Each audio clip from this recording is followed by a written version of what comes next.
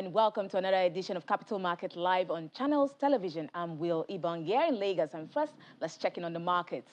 We start with Europe, where stocks pulled back on Friday following global momentum as a fresh round of hawkish comments from Federal Reserve officials resurfaced expectations for imminent policy tightening. The UK's FTSE 100 fell 0.28% on Friday, and France's CAC 40 dipped 0.81%, while the German DAX closed lower by 0.93%. Now to Asia, where stocks in Japan led losses in major markets on Friday as the recent rally in the U.S. stocks broke momentum with the Nasdaq snapping a three-day winning streak. Japan's Nikkei 225 fell 1.28% to close, while Hong Kong Hang Seng Index fell 0.19% in the final hour of trade. Mainland Chinese stocks struggled for direction as the Shanghai Composite declined nearly 1% to 3,521.26 points. Now to the U.S., where major bank stocks declined after their earnings reports on Friday, weighing on the U.S. markets as Wall Street notched the second straight negative week to start the year. The Dow Jones Industrial Average slid by 0.56%. The S&P 500 inched up 0.08%, while the tech-heavy Nasdaq Composite outperformed with a 0.59% gain to close. For the week, the Nasdaq shed 0.28%, while the Dow and S&P 500 lost 0.88% and 0.30%, respectively. Now, back home at the domestic equities market, sentiments were mixed in the second trading week of the year as investors continued to cherry-pick stocks with attractive dividend yields ahead of the 2021 full-year dividend declarations. Accordingly, the all-share index rose by 1.37% week on week to closed at 44,454.67 points. More importantly, we saw buying interest in Boa Foods, Dangote Cement, Guinness, and international breweries that drove the weekly gain. Activity levels were weaker than the prior week as trading volume and value declined by 22.4% and 44.8% each week on week. Now, looking at the sectors, you see the industrial goods, banking, and oil and gas indexes posted gains. On the flip side, the consumer goods and insurance indexes declined. Boa Foods topped the gainers chart for the week, while Suno Assurances Nigeria PLC led the decliners, while the trio of Transnational Corporation of Nigeria, Boa Foods, and Jay's Bank contributed 775.68 million shares worth 16.62 billion naira to the total turnover in the week. Now we'll move over to the NASD market, the unlisted equities market, where the Securities Exchange Index closed the week on a positive note. The NASD Securities Index increased by 1.09% to close the week at 742.85 points. Now, the volume of trades for the week increased by more than 1,700% to 1.06 million units, while value rose by about 1,200%. NIPCO PLC led two other advances for the week, while Double One PLC and Friesland Campina WAMCO were the only laggards. Meanwhile, Central Securities Clearing System PLC, Friesland Campina WAMCO Nigeria figured among top trades to close the week. Now to the fixed income market, where the bond market was mostly quiet this week with minimal volumes traded across the board. At the close of trading on Friday, the market closed bullish. Overall, average benchmark yields closed at 11.82%, with benchmark yield falling by 0.73%. The Treasury bills market was mostly quiet this week as attention was shifted to the primary market auction, which held this week. At the close of trading on Friday, the market was mixed with buying interest seen for the Treasury bills, while the OMO bills saw selling interest. Average benchmark yields for the Treasury bills fell by 0.87%, while yields on OMO bills advanced by 1.63%. Now, joining me on the show to discuss happenings in the capital market during the week and other events is Mr. Ambrose Amodian, Chief Research Officer at Invest Data Consulting Limited. Good evening, sir. Welcome, and thank you for joining us on the program. Thanks for having me. Oh, well, a lot of things have happened in the capital market, especially for the fixed income. The NGX market, we started on a bullish note this year, but we've seen in the second trading week the pullback in terms of misreactions that have happened in the market. What would you say are the factors driving this, especially year to date? How would you assess the performance? What are the key factors driving the mixed reactions? We know that we're expecting the 2021, the Q4 earnings. Why are we seeing this? No, actually, anywhere in the world, no market needs to oscillate to create opportunity to buy low and sell high. But for our market, started on a good note.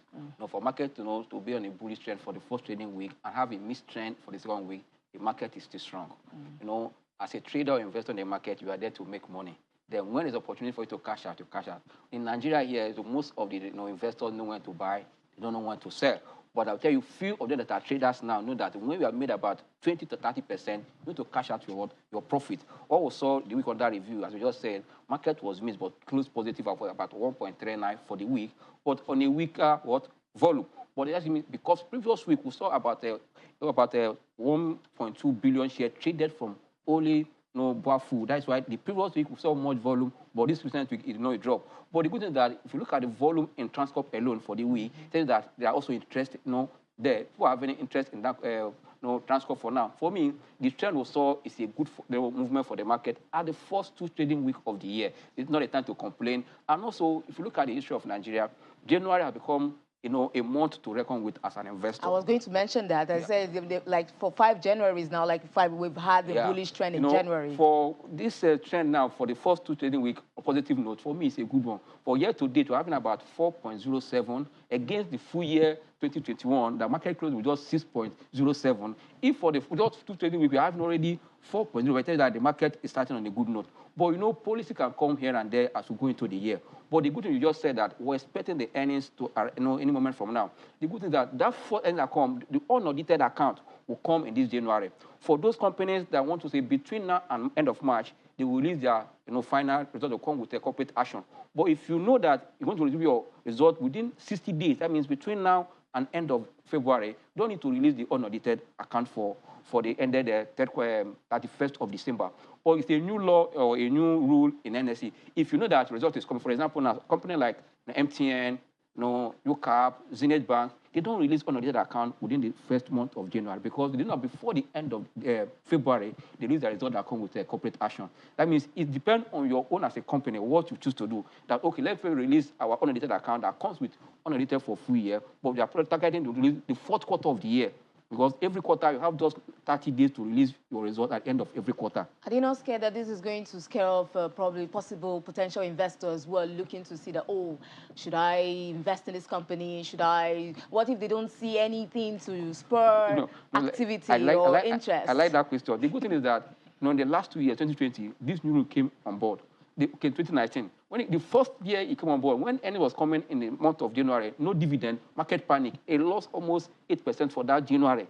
But when it's a new law or a new rule in the market, the next year, 2020, you see, everybody understand that this result will come for January without dividend. But before the end of the first quarter, dividend will come again. But for those I just said earlier that has to release between end of February will come with dividend. That is what changed the market. That in 2020, 2021, you saw January gaining more than 5%. And that is the trend we're already seeing in 2022, that January is still maintaining. Before in this part of the world, we say January effect, that want to pay school fees, want to do this one, people want to scare away from the market. But the sentiment has changed to be positive now. And every investor want to push January as is positioning even from the month of October the previous year, that I can send my position to January, I can cash out and come back again because they know that January will move up because of the new trend. Because that period we're expecting earnings to come. Anywhere in the world, either in the long term or the short term, earnings has impact on price. And when you see earnings, it tells you what your company, where you invested, what they have done. Not like we send our children to school. At the end of the term, they come with a report card. This is what I've done for this term. Every company has 3 months to tell us this is what they have done for the quarter. And then they expect that for the end of December 31st, we need to see the card for the last quarter. That's what we are expecting. So you say that's why we didn't see Santa Rally last year. It's basically, I think that's the January is our Santa Rally. Yeah, so, the January is part of it. We saw that the consumer goods sector for this week was the hardest hit. It fell, I think, up to 4%. Low, as in what happened with the consumer goods sector? Because we're looking at the manufacturing companies here now. Okay. So why was the consumer goods sector hard hit for this week? If you look at the numbers that came from that at the 3rd quarter, they are mixed numbers, and I tell you that they are also encouraging. But when you see the high cap stocks in a sector or industry losing, it's going to affect the index. You know that the same last week we saw Nestle gaining almost 9%. And Nestle also, within the week under review, dropped. That's why you saw that almost 4.2 because the big cap in that index has suffered loss. That's why it's not that there's a negative information for the consumer goods or the manufacturing sector. It's just because the big boys, or I call it the big high cap, have suffered loss. When they gained the previous week, we saw that about 5% what they recorded for consumer goods. But now that also that same big giant in that sector suffered losses, that's why we saw a decline. And for me, there's no anything to panic about. For just hold on.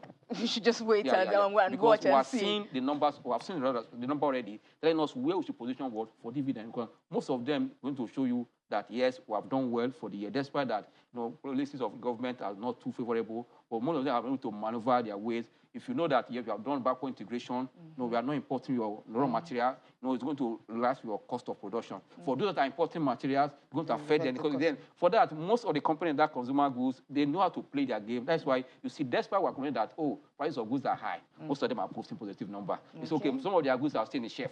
They're still positive number. That's their way they are doing. For me, it's a good way of doing that. Our managers and NSC or corporate managers in Nigeria, they're going to understand the business they're operating. For that, you can see the way they're machining for decision to make sure that they are still moving. That tells that it's a good thing for us. Okay, so talking of positioning and try to get ahead for dividend yields, we saw companies, manufacturing companies. Let's look at some of the manufacturing companies now. We have Dangote Cement, which had some big earnings. The profit margins we saw that is really huge, and they had their Q3 earnings were really good. So do you want to walk us through that and see, especially for Dangote and some other companies like that?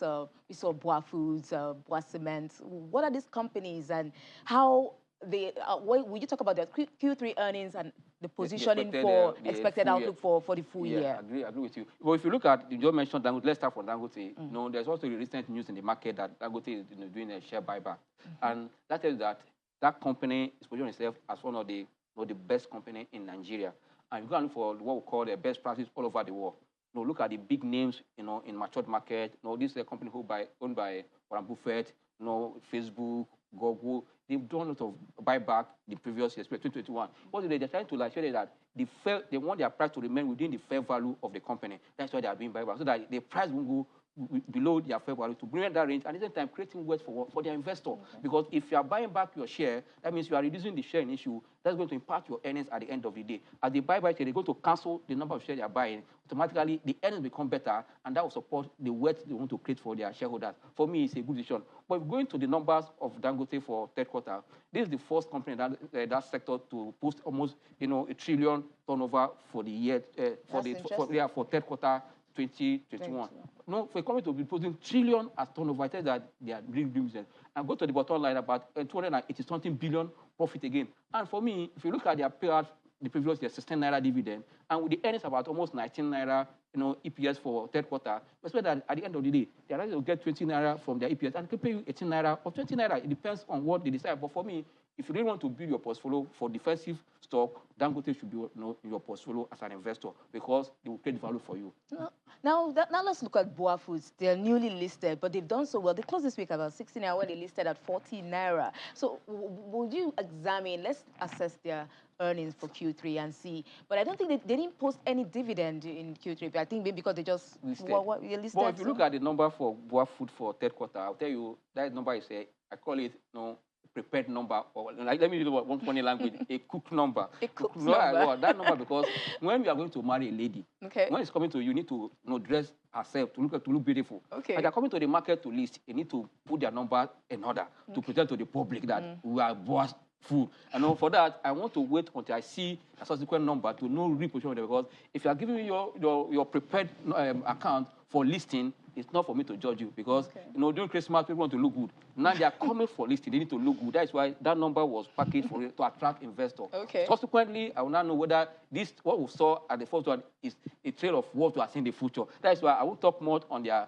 number, because if you say a good number, they have the highest profit margin, about 40% profit margin. I laughed. On the good, they have an EPS of about 4 naira 39 kobo for third quarter ended in November. For me, that number is not what we're going to judge them down. Yeah, the price moved from 14 naira to 16 naira because of the sentiment in the market for new listing. As expected, and after I made about 40%, 20%, 50%, people start taking profit. It slowed down towards the end of the week, getting around the other 2%. But before we were doing almost 9%, 10% every day. But towards the end of the way, people start taking profit, slow down. We want to judge the company when we see a subsequent number. This wasn't enough for us to judge them. But we are good at, I welcome the market, because they are making another space for people to have choice of where to put money. And also, it makes Boa become more corporate, corporate governance and climate, at the same time, more transparent. For that, it's a welcome development in the market. Who to say kudos to the NSC and you know, on what's it called, BOA for coming on board. It's a good one. Okay, we'll just continue after this. We'll take a quick break now, and when we come back, we'll continue the conversation. And that's the moment. Do stay with us. This is Capital Markets.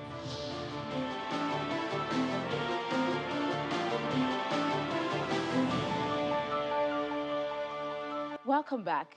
If you're just joining us, this is Capital Market Live on Channels Television, and the securities during the week, this week, the Securities and Exchange Commission says it's set to launch a revised version of the 10-year Capital Market Master Plan this year, and a statement issued by the SEC says the revised version of the policy aims to reflect the dynamism of the capital markets and developments in the financial technology among others. Now, Mr. Ambrose, we see that the SEC says that the revised plan is to attract more investors, to spur market activities.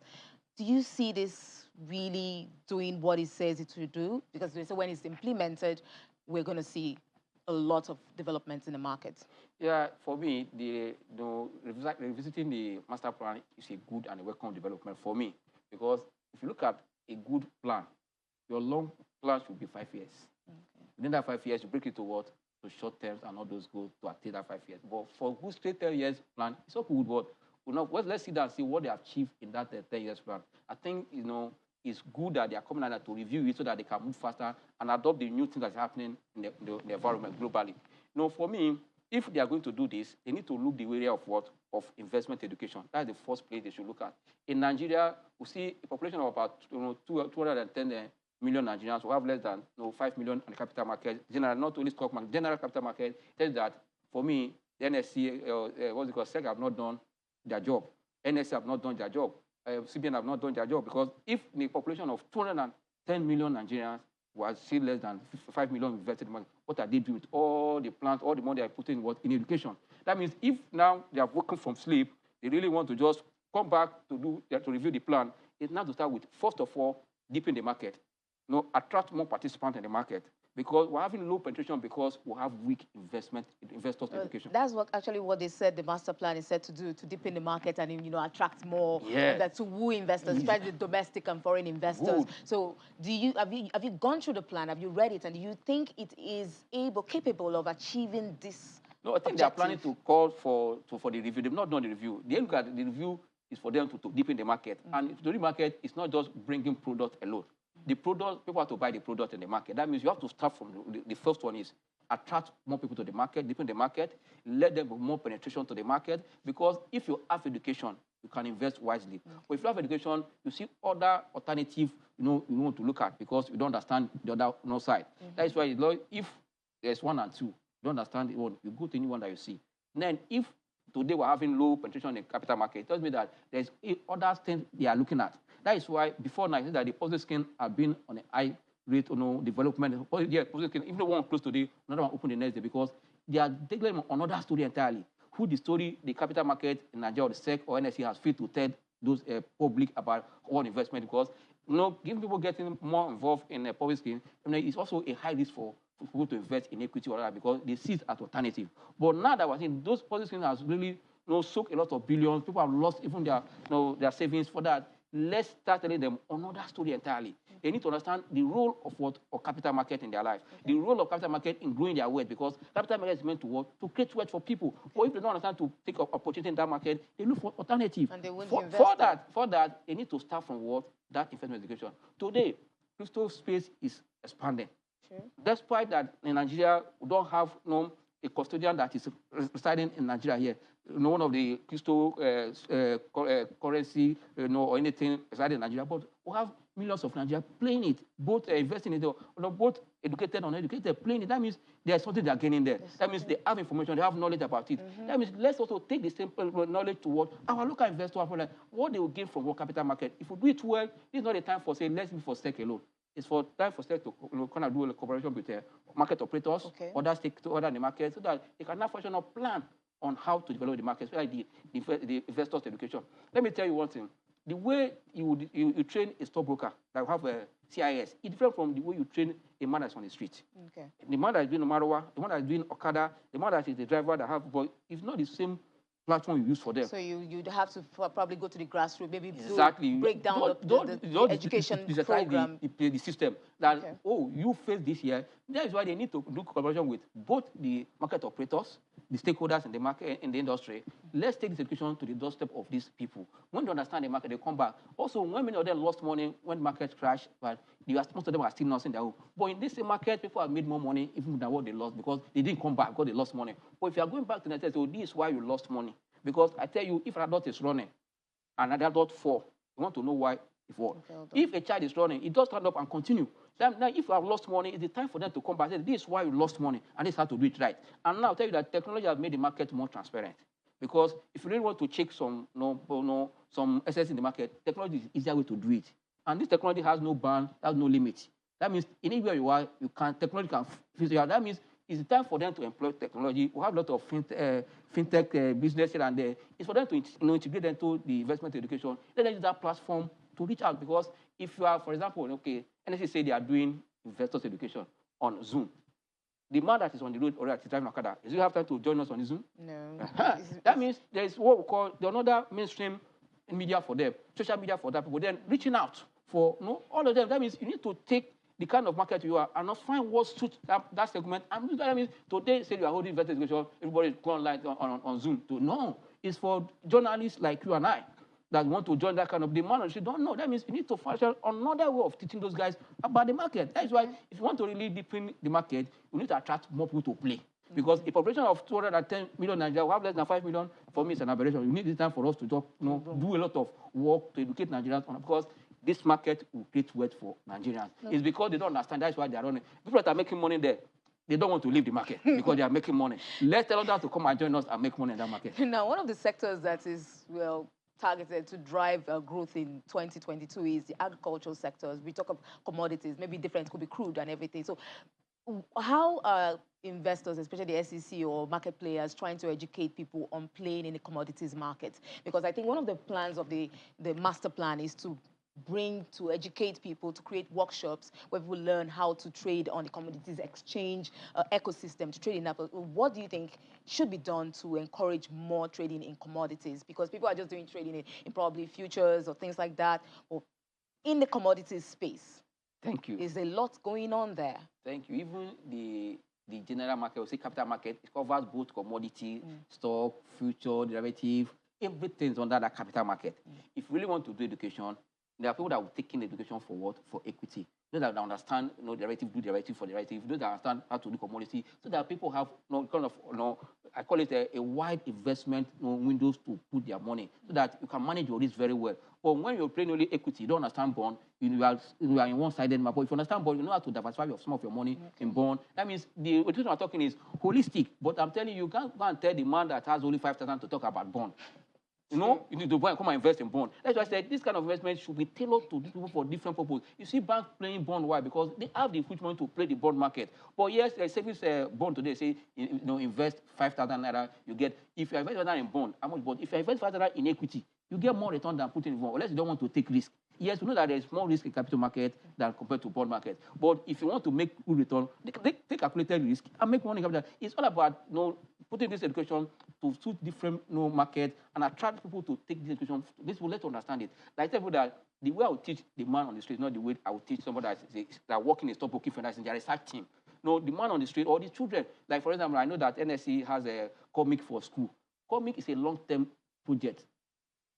Because those children, they have to go to primary, secondary school before they come. But this money that is flowing within the people that are doing Okada, Marwa, every day they earn money, where are they putting the money? Either they see one position, they are putting money. At the end of the day, they start complaining that, I saved 100,000 naira, after that year, it has gone. Because they didn't know that there's where they can identify with something like, identify with Dangote, identify with MTN. You know that it's a product to identify with them because this is the company that are listed, they are regularly paying dividend. Then why are you not putting your money? Because they don't understand. Nobody will tell them, this is what you make from here. This is what you make. That thing is what they want to hear. Let me tell you, if you are telling me that I will make money somewhere. Are you sure that it's not because of the rich reward that they're going to get from the Ponzi schemes, that attractive yields that's driving them to that? Because if you look at equities, and it's quite, maybe if you tell me I'm going to earn 1 naira 50 kobo for share that I bought, it might not sound too attractive. So that education you're speaking about now, how do you tell them? How do they, come in and they are convinced to put their money in it? When you know that you make 10 kobo in a thing, that you make 10 kobo, 10 kobo, 10 kobo, 10 kobo, if you know how to do it well,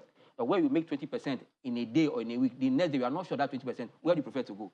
It's because I don't know that I will make 10 kobo, 10 kobo, and that's why I'm not looking this way. I'm looking for where I will make that only 20%. And the next they say that 20% has gone. My capital, everything has gone. But if I'm here making 10 kobo continuously and my money is there because you have undervalue on it, nobody invests in stock, whether its price will only come down and go up. In positive scheme, when they've gone. Your money has gone. But in capital market, you only buy when the price drop. You still have access under below you that this thing has dropped from 2 naira to 150 kobo, but you have not lost everything. You can still wait, and that's why you don't need to tell them. Let's tell them what they need to hear. Because, for example, now, let me just give you a shock.